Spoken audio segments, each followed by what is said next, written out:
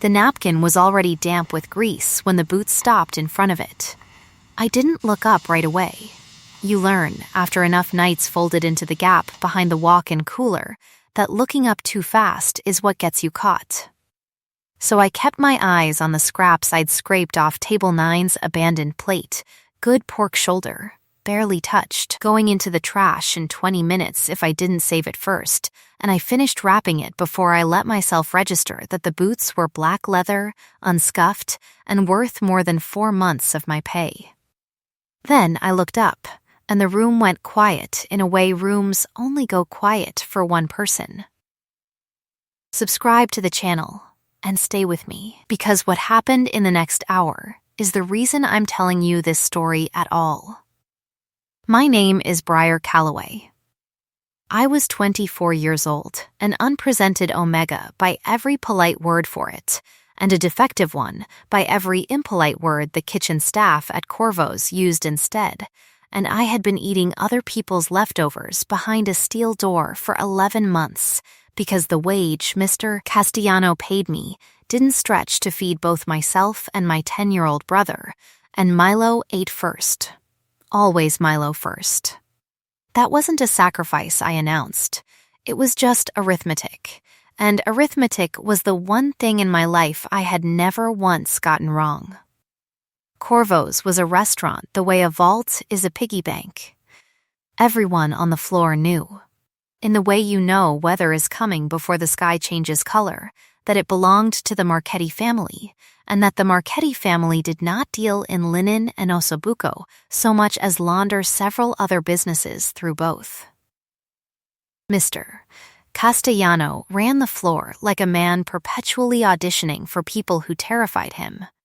He docked my pay for a chipped plate I hadn't touched. He let the line cooks call me runt to my face and worse behind my back, because an omega who couldn't afford suppressants and smelled faintly of her own hunger instead of the market bought vanilla the other omegas wore was, in his words, bad for the room. I had learned to become very good at not being in the room. I had also. In the 11 months since I started keeping my own ledger of the till against the receipts, because the numbers never quite matched and I did not intend to be the one blamed for the gap, become very good at something else. I could look at 3 months of a restaurant's books and tell you, inside an hour, exactly where the bleeding was.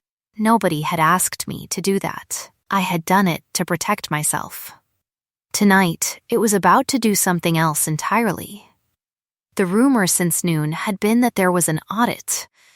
Real audits, the kind that came with men in suits and Mr. Castellano's shirt going see-through at the collar, happened maybe twice a year, and they were run by a compliance officer named Reyes, who smiled with his mouth and never his eyes. Nobody in the history of Corvo's had ever claimed the audit would be run in person by the Marchetti Queen herself. The Iron Widow did not walk restaurant floors. She was a name people said quietly, an obituary and a threat folded into one. A woman who had buried a wife and, everyone said, buried whatever softness had died with her in the same grave. So when the boots stopped in front of the napkin, and I looked up past the trousers and the black coat and the hand with a single unadorned ring, and found a face that matched no photograph because there were almost none of it in circulation, I understood before anyone said a name that I was looking at her. She didn't recoil from the smell of the trash bin 6 inches from my head. She didn't call for Castellano, though he was already crossing the kitchen at a jog, apron flapping, saying my name like a threat. She crouched instead, which put her eyes level with mine in a stairwell gap built for hiding, and she said, in a voice with no heat in it and no cruelty either, only a terrible, total attention.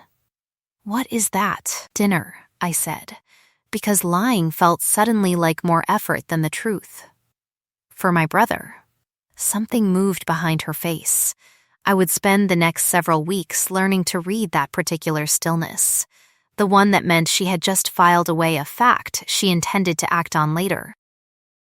At the time, I only knew that the kitchen had gone silent around us, that Castellano had stopped 3 feet away with his hand half raised to grab my collar and frozen there, and that the woman crouched in front of a scrap heap smelled, up close, like black pepper and cold iron, a scent with no softness anywhere in it, and that some traitor part of my chest had started beating too hard for a woman who had not touched me at all. "Get up," she said. I got up. Castellano found his voice at the same moment I found my feet, already talking over both of us, already explaining that I was new, unreliable, that he'd been meaning to let me go, that the family's reputation— "I didn't ask you," the Iron Widow said, without raising her voice, without even fully turning her head toward him, and Castellano's mouth closed like a trap sprung on nothing. She looked back at me. How long? 11 months, eating what he throws away. I didn't answer that one. She didn't need me to. Her eyes went, once, to Castellano, and I watched a man who had terrorized a kitchen for 2 years go the color of old dishwater.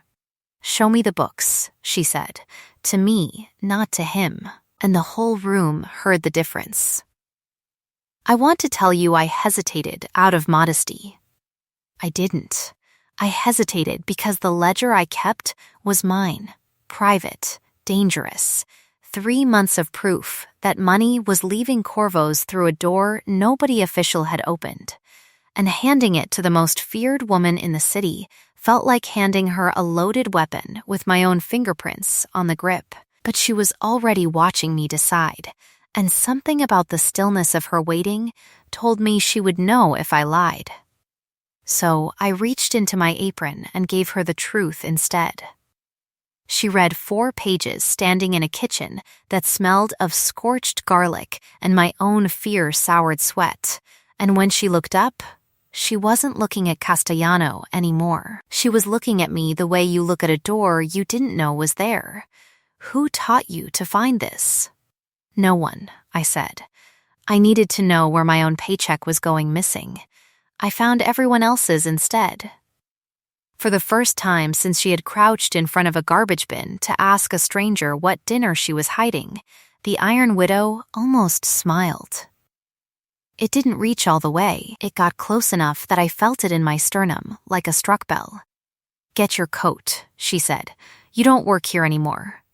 Castellano started to protest that I hadn't finished my shift, that there were procedures, that he was the one who— "You're finished," she told him, and this time she did turn, the full weight of her attention landing on him like a dropped roof.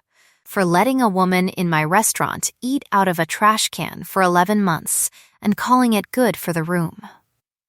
"We'll discuss what else you're finished for once I've read the rest of these pages." I didn't know yet what other sins those pages held.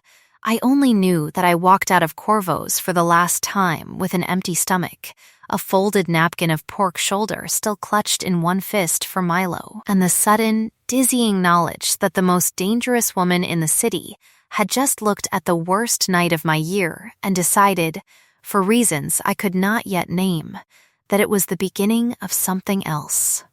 The car she put me in smelled like her, pepper, iron, the ghost of rain that hadn't fallen yet, and it idled outside my building for 11 minutes while I fed my brother the meal I'd smuggled out in a napkin and did not tell him whose hands had let me keep it. When I came back down, she was still there, in the back seat with the door open, reading my ledger again under the dome light like it might change its mind. "You'll start Monday," she said, before I'd even sat down. Forensic review of every ledger my organization touches. I pay in numbers you've never seen attached to your own name, and you'll never again wonder where your next meal is coming from. Why me? I asked, because it was the only question that mattered. You have accountants, real ones, with degrees and offices. I have accountants who see numbers, she said. You saw a lie. There's a difference, and it's the only one I've ever cared about. She studied me a moment longer, the streetlight catching something almost raw at the edge of her composure. Also, she said, quieter, no one who works for me has ever hidden behind a garbage bin to feed someone else first. I intend to find out why that mattered to me as much as it did. I didn't have an answer for that.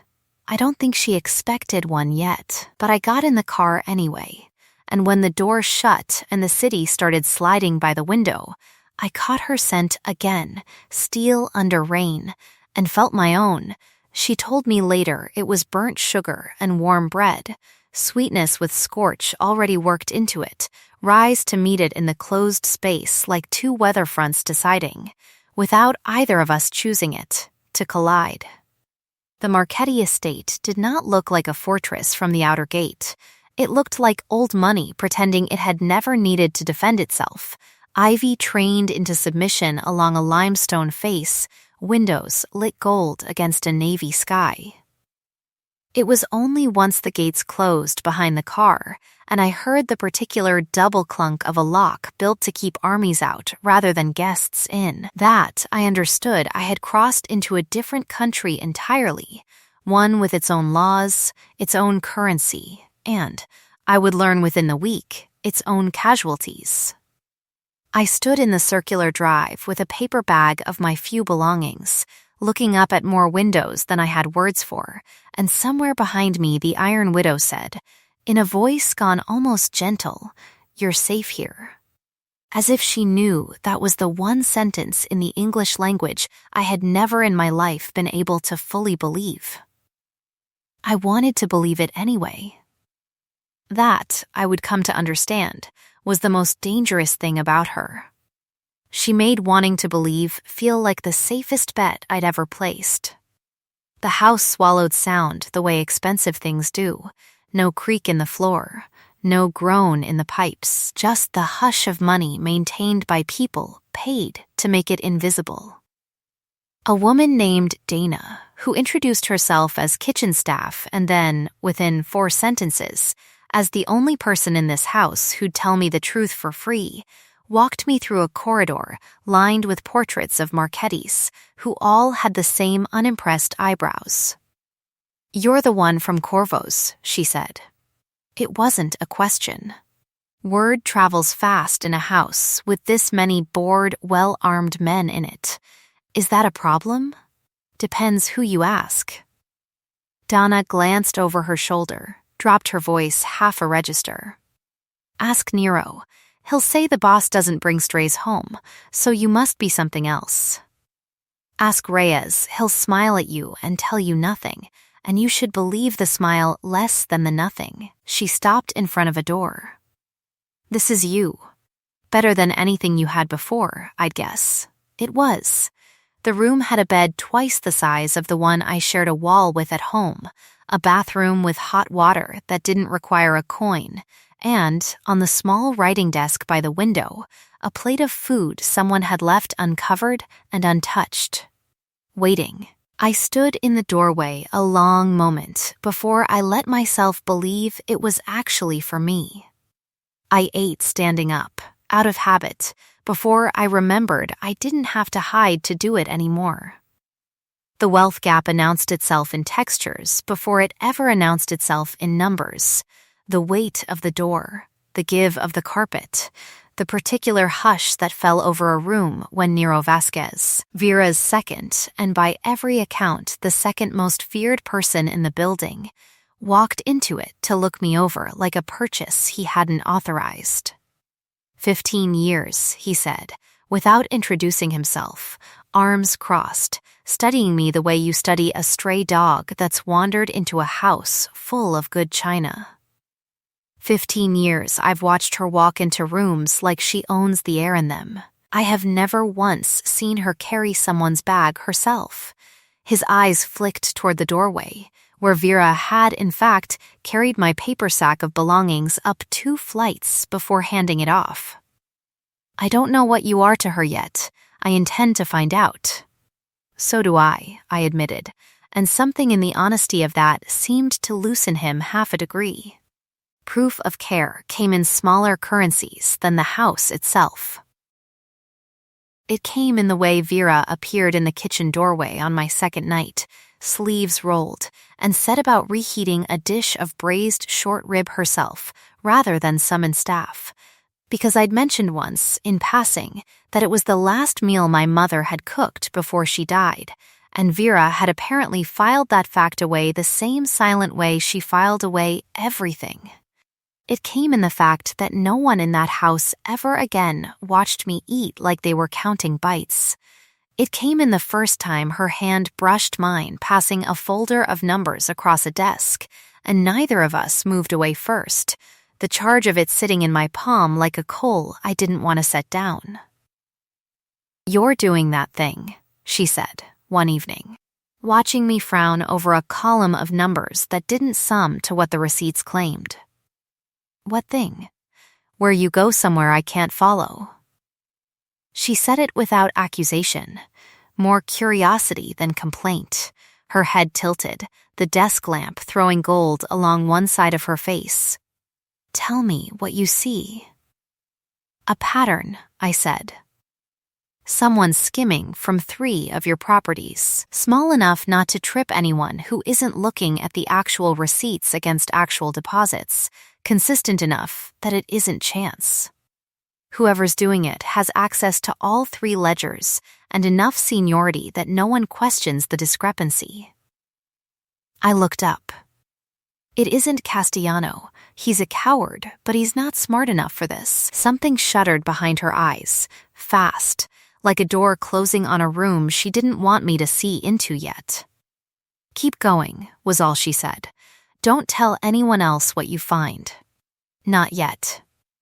I didn't understand, that night, that I had just started pulling a thread that led directly to a man who ate dinner at her table twice a month and called himself loyal to her face. The warning came 4 days later, in the form of a folder left on my desk with no note attached, containing photographs of my brother walking home from school, and nothing else, no threat spelled out, none needed. I stood over those photographs with my hands shaking for the first time since I'd left Castellano's kitchen, and understood, in the cold, clean way you understand weather changing, that whoever I was closing in on already knew exactly who I was and exactly what I had left to lose. I brought the folder to Vera instead of hiding it, because hiding things, I was learning, was the one thing this house had already cured me of. She went very still reading it, stiller than I'd seen her, stiller than the night she'd crouched in front of a trash bin and asked what I was hiding. When she looked up, whatever softness had been building between us for 4 days had been folded away behind something colder, something that made the room feel 3 degrees lower. "Who else has seen this?" she said. "No one."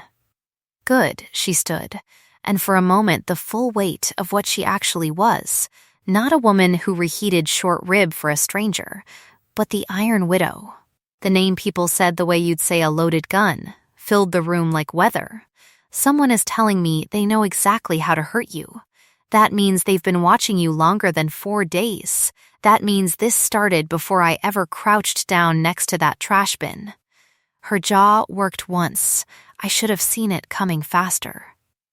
Seen what coming? She didn't answer right away. When she did, her voice had gone quiet in a way that scared me more than shouting would have.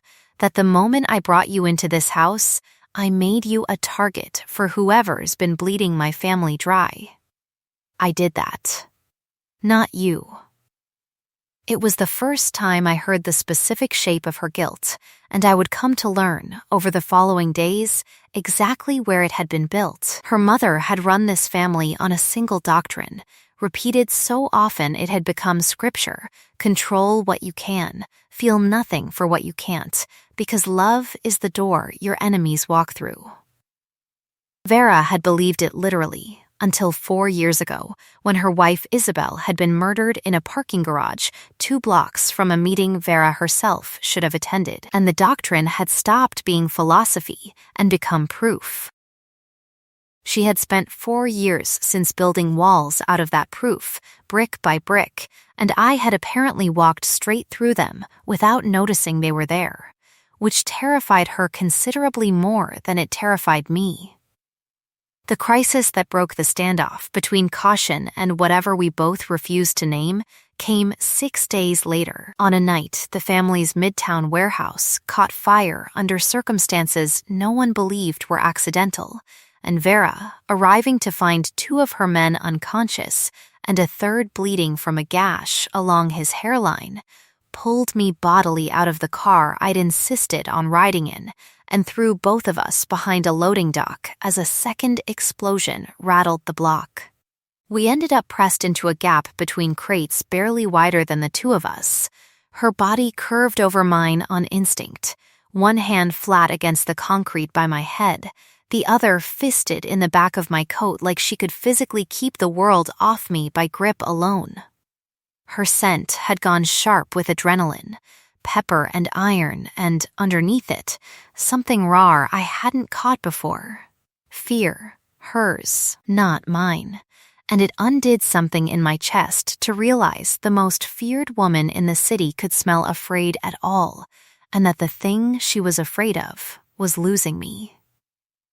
"You could have stayed at the house," she said, low, furious, her mouth close enough to my ear that I felt the words before I fully heard them. "You could have let me. I don't let you do anything. You just do it." Her hand at my back tightened. "I have spent 4 years making myself impossible to hurt. 4 years, and in 11 days you've found more of the cracks in that than anyone who's tried in the years before you. Is that a complaint? I don't know what it is." Her forehead dropped, briefly, to my temple, and I felt her breathe me in like she needed the information more than the air. "Tell me to stop, and I will," she said, so quietly I almost lost it under the settling groan of a burning building 200 feet away. "Whatever this is. Tell me to stop, and I'll build the wall back up tonight, and neither of us has to find out what's on the other side of it." I turned my head, close enough now that there was no more room between the question and the answer. "Don't stop," I said. She kissed me like a woman finally putting down something she'd been carrying too long, careful even in the wanting of it, one hand cradling my jaw like I might be something breakable, though we both already knew by then that I wasn't. When she pulled back just far enough to see my face in the light of a fire 2 buildings over, she looked less like the Iron Widow than I had ever seen her look, and more like a woman who had just discovered, against every doctrine she'd been raised on, that she wanted to survive the night for a reason that wasn't duty. We stayed pressed into that gap until the fire crews came, and neither of us moved to put distance back between us once the danger had passed. Something had been decided in the ash and the smoke that neither of us was interested in unmaking. The days after the fire were the gentlest the house had ever been. I learned the rest of her scars the way you learn a language, one word at a time, patient with the grammar. She showed me, without being asked, the small apartment 2 floors up that had belonged to Isabel, untouched in 4 years, her wife's reading glasses still folded on the nightstand like she might come back for them. "My mother told me grief was a door," Vera said, standing in that doorway like she still needed permission to cross it, that if you left it open, everything you'd built would walk out through it. I believed her for 4 years. I don't anymore. She looked at me. "You walked in through a door I'd nailed shut for 4 years, and nothing I built collapsed. It just got bigger."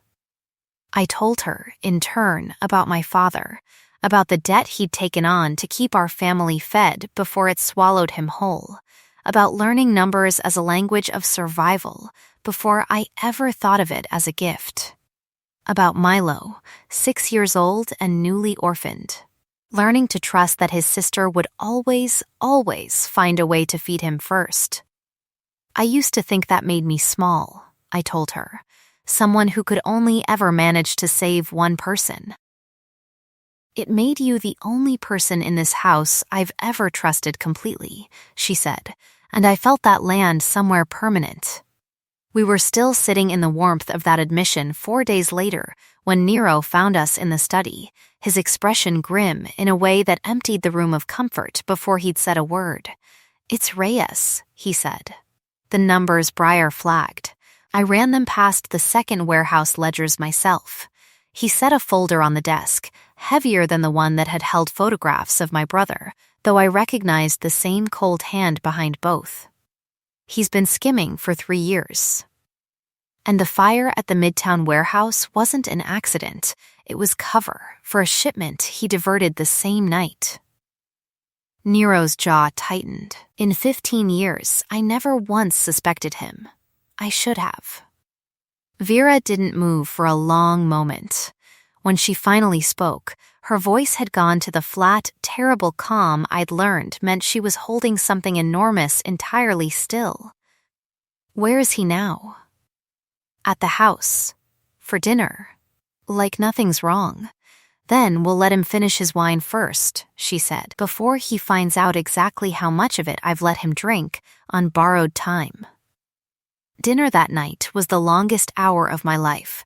Dominic Reyes sat across the table in a suit too well cut for a man who claimed to work for a salary, smiling with his mouth the way Dana had warned me he would, complimenting the wine, complimenting Vera's judgment in hiring me, complimenting everything except the truth, while I sat with the proof of his theft folded into a drawer 4 rooms away and tried to eat without my hands shaking. He must have read something in my face anyway, because partway through the second course, his smile thinned by exactly 1 degree, and he said, too lightly, "You've gone quiet, Miss Calloway. I hope the numbers haven't been giving you trouble." "No trouble," I said. I finally found what I was looking for. The silence that followed had teeth in it. Reyes set down his fork with exaggerated care. "Careful with your accusations," he said, still smiling, though the warmth had drained entirely out of it now. An Omega who spent 11 months eating other people's scraps might find it easy to imagine theft everywhere she looks. It's a habit of the hungry, isn't it, seeing crumbs where there's only bread. The room went cold in the specific way it had gone cold the first night, when Vera had told Castellano she hadn't asked him. But this time it was worse, because Reyes had known exactly where to aim, and for 1 terrible second, I felt 11 months of hunger and shame rear up in my chest like it might swallow me whole in front of the whole table. Vera's hand found mine under the table before I had to answer at all. "She's not imagining anything," she said, and her voice had dropped into a register I hadn't heard from her yet, one that made even Nero go still. "She's been right about every ledger she's touched in this house." "Which means she was right about yours too, Dominic. 3 years of it. The fire at the Midtown warehouse was you covering a shipment you diverted the same night 2 of my men were nearly killed." Reyes's composure held for exactly as long as it took him to realize denial wasn't going to work. Then it didn't hold at all. He came up out of his chair fast enough to send it clattering back, hand going for something under his jacket, and the room exploded into motion, Nero across the table before the weapon cleared its holster, 2 more of Vera's men filling the doorway. Vera herself already between me and the table's edge, without seeming to have moved at all, her body a wall I hadn't asked her to build but was grateful for anyway. It ended in under 10 seconds, Reyes pinned face down against the same table he'd been complimenting the wine at, and it should have felt like victory. It didn't, because in the chaos, in the 4 seconds it took for the room to fully clear of danger, someone at the doorway, one of Reyes's own men, positioned there in advance, I would understand later, used the confusion to slip a hand around my arm and drag me 2 steps toward the hall before Vera turned and put herself between us with a speed that left no room for negotiation. Taking the blade meant for my ribs across her own forearm instead, a clean line opening dark against her sleeve. "Vera, I'm fine," she said, through her teeth, already disarming the man with her uninjured hand while Nero hauled Reyes upright and away. "I'm fine. Look at me. I'm fine, and I understood, watching blood well along her arm in a house full of men trained to kill. Without flinching, that she had just taken a wound meant for me the way I would have taken one meant for Milo, without deliberation, purely because the alternative had never once occurred to her as an option. The following 48 hours moved like a held breath. Reyes was contained, but not yet finished. His ledgers alone weren't enough, Nero said grimly. To bring him down in front of the full council of family heads who governed, matters like this, the ones who would need to see the theft laid out in language even they couldn't argue with. And it was Reyes's own men, 3 of them still loyal, still armed, still furious that their scheme had unraveled, who made the second move 2 nights later, timing it for the 1 hour Milo was walking home from a friend's house without me beside him. I found out because Dana came running into the study white-faced, saying my name before she'd finished crossing the threshold, and the folder photographs from 11 days earlier came roaring back into my chest with a violence that took my legs briefly out from under me. Vera had him back inside the estate gates in under 20 minutes, and I have never in my life been more grateful for the particular speed of black cars and men who did not ask permission to break traffic laws. Milo was shaking, furious in the specific brave way 10-year-olds are furious when they're actually terrified, but unhurt, and I held him in the front hall so hard he complained about it. And over the top of his head, I watched Vera's face do something I hadn't seen it do before. Not fury, not the cold control I'd come to know as her armor, but something closer to grief already rehearsing itself. The specific look of a woman calculating exactly how close she had come to losing every good thing at once. "This ends now," she said to Nero, to the room, to no one and everyone. "Bring the council together. Tonight, I want Reyes in front of every family head in this city before sunrise, and I want the proof laid out so clean not one of them can pretend not to see it." The council chamber was a room I hadn't been inside before. Long table, hard chairs, a dozen faces belonging to families, whose names I recognized only from the fear that crossed other faces when they were said aloud. I stood at the head of that table at 3 a.m. with a folder of numbers I had built with my own hands, out of hunger and habit and a stubborn refusal to let anyone rob me twice, and I laid 3 years of theft out in a language even men who'd never balanced a checkbook in their lives could not argue with. Reyes tried once to interrupt, to reach for the same wound he'd tried to open at dinner, an Omega's word against a man who'd served this family for a decade, and Vera cut him off with 4 words that ended the argument before it started. "Show them the fire." Nero laid the second folder on the table, the warehouse report, the diverted shipment, the 2 men nearly killed for cover. The room's temperature dropped by degrees I could feel in my own skin. "You endangered this family's people," Vera said, and her voice carried to every corner of that chamber without ever rising, "to line your own accounts. And when a woman who has done nothing but keep this family's books honest for 2 weeks got too close to the truth, you sent photographs of a child to frighten her silent, and when that failed, you sent men after him instead." She let the silence sit long enough for every man at that table to feel the full weight of it. "I built my mother's doctrine into every wall of this house. Control what you can, feel nothing for what you can't. I believed her for 4 years, because believing her was easier than admitting how much losing my wife had gutted me." Her eyes found mine. Once, steady, I don't believe her anymore, and I will not let a man who tried to burn down what little I've managed to rebuild sit at this table and call it business. She didn't kill him. I watched her hand hover on the edge of a decision that would have been easy, expected, and I watched her set it down instead, because I had asked her to, quietly in the hallway before the council convened, not out of mercy for Reyes, who deserved none. But because I refused to let the first thing she chose after finding her way back to feeling be another death carried on her own hands.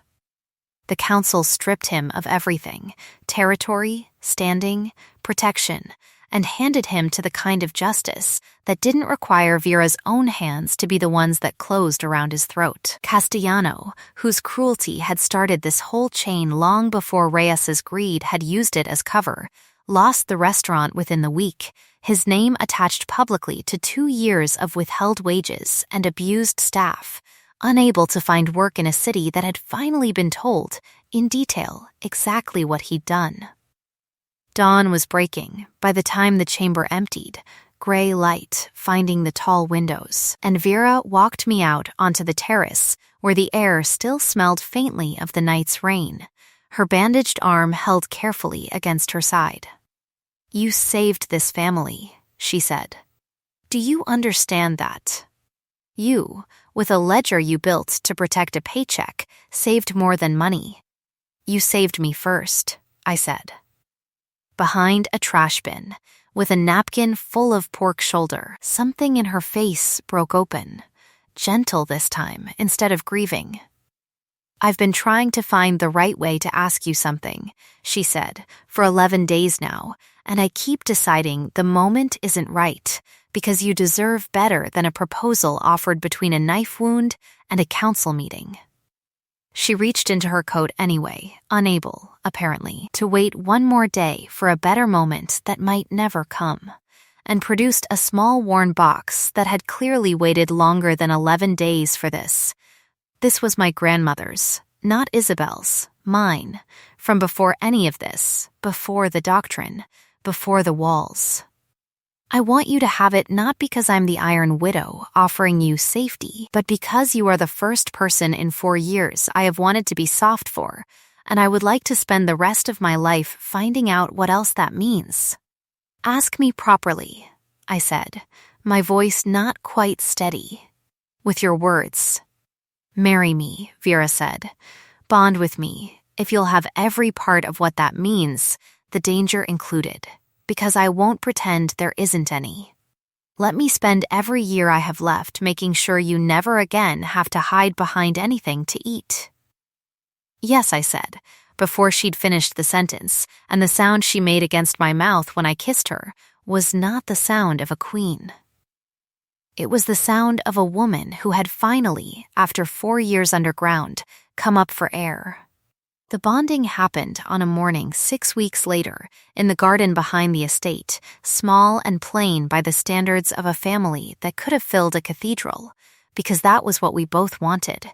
Milo standing beside me in a suit he'd chosen himself, Dana crying loudly enough to embarrass us both, Nero standing at Vera's shoulder with an expression that had, somewhere in the last 6 weeks, stopped being suspicion and become something closer to pride. 15 years, he said to me quietly, before the vows started, and I have never once seen her wait for anyone.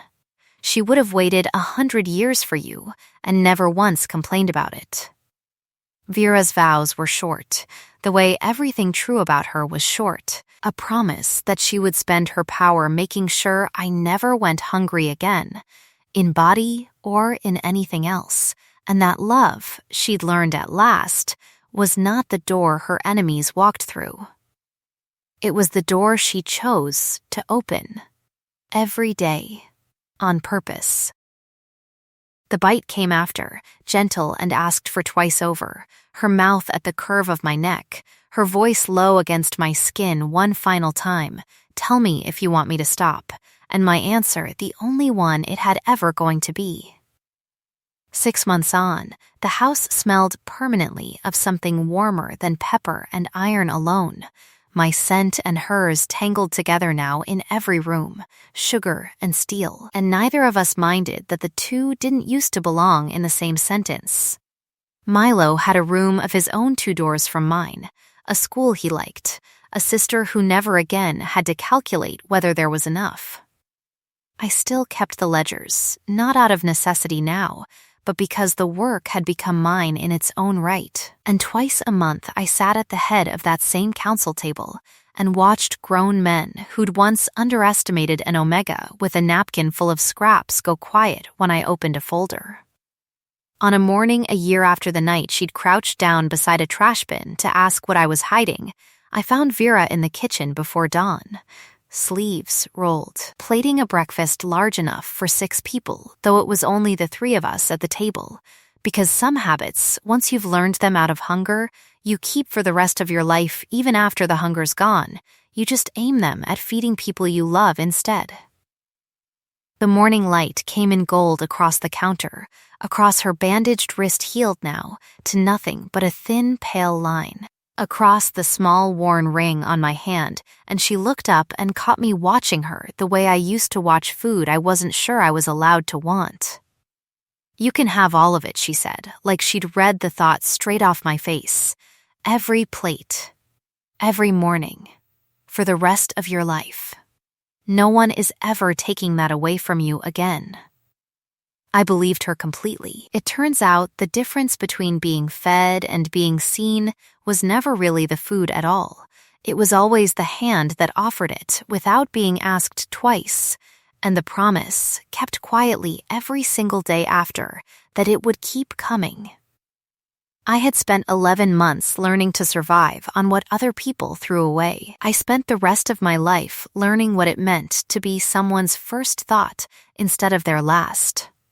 The end. If a story about being overlooked your whole life and then finally, completely chosen means anything to you, subscribe to the channel so you don't miss the next one.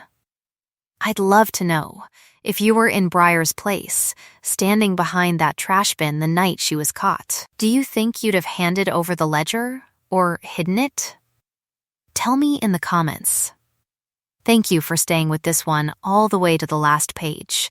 I'll see you in the next story, where someone else who spent their whole life invisible finally gets found.